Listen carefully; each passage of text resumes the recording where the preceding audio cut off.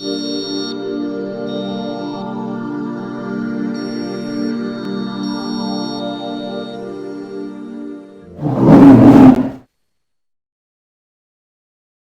everybody, welcome to Bear Beer Reviews. For tonight's little delectations we have a can here from a brewery that I really like. It is Evil Twin from New York / Denmark, Copenhagen. This is Molotov Lite, which is actually just the kind of little brother to Molotov Cocktail, which is a sort of kind of quadruple, triple IPA, whatever you want to call it, at 13%, massively hoppy, but massively boozy beer. This one, as you might have guessed, Molotov Lite, is like the light beer version, so it's like 2%. No, it's not. It's 8.5% ABV, so it is light for it, but it's still a big double IPA, Imperial India Pale Ale.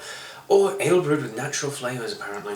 It says on the back in the days, only uncomplicated and tasteless beers existed, and people started feeling bored before happy hour was up. Molotov Lite is an understated tour de force in rebellious hoppiness. It's a subtle spark for action, yet by far one of the most anti-authoritative beers we have ever made. So it's kind of a tongue-in-cheek little shout out to kind of malt, Budweiser and Bud Light. This is their version of a light beer, a really strong beer. So let's crack it on open. Best sound in the world coming up. Yeah. And pour some out as well. So what we have here is a very pale little beer, actually. That's paler than I thought it was going to be. We've got, it's just got a little twinge of very light peachy colour to it, but it's still pretty close to pale being wheaty. It looks a little bit dark on the camera to my eyes, but it's pretty pale in the glass. Nice little bit of a head as well. It looks like it's going to lace like a beauty. You can see it coming down the sides of the glass. So, let's pop our nose in there and give it a good old smell. I haven't got a clue what hops are in here. Nor did I. I had a quick nosy and see. Because I couldn't remember whether Molotov said it or not, but it's unbelievably grapefruity, this one. It's got a really kind of butyric nose on it too. I wonder if it's a bit of citra in it. Very, very concentrated grapefruit nose, and very, very kind of dank and weedy.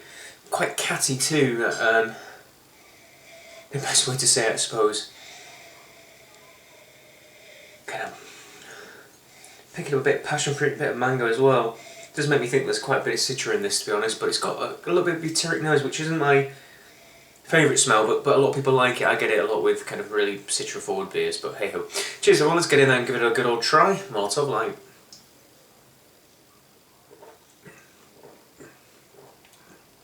Okay, cool. It's not an absolutely massive in-your-face double IPA, this one. It's quite soft, but in a good way. It makes it quite drinkable. There's a very high level of carbonation in it. It's really prickly on the tongue.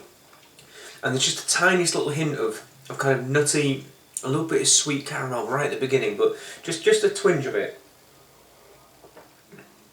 But along with that carbonation, it really dries up quite fast, and you get a little bit of kind of pineapple-y, mango-y, passion fruit, a little bit of flavour.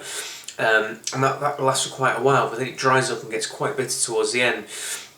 But the reason why I say it's a bit of an easy supping one is because it kind of dries up and just leaves this nice pleasant feeling. It's not cloying. You could probably quite easily sip this quite quickly. It's not too kind of massively sweet, or it's not unbelievably dank and fruity. It's just kind of a little bit subtle, actually, which sounds weird for a double IPA. Lupulin shift theory in action, right? I'm saying a double IPA is quite subtle.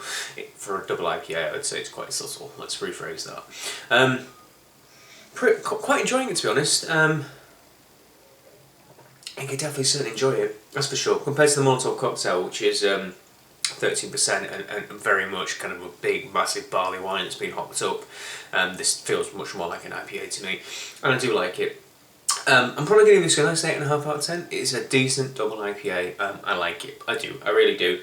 I like quite a lot of Evil Twins beers, and this one's pretty decent, to be honest. One thing, I'm not a big fan of the aroma on this one. It's quite dank and kind of a little bit catty, really, and that's not my bag. I like the juice bomb aromas, but personal preference. So flavour's pretty damn good, well balanced. So please like, favourite, comment and subscribe. Until the next beer review, go grab yourself some cans. Cans are good for beer. Cheers.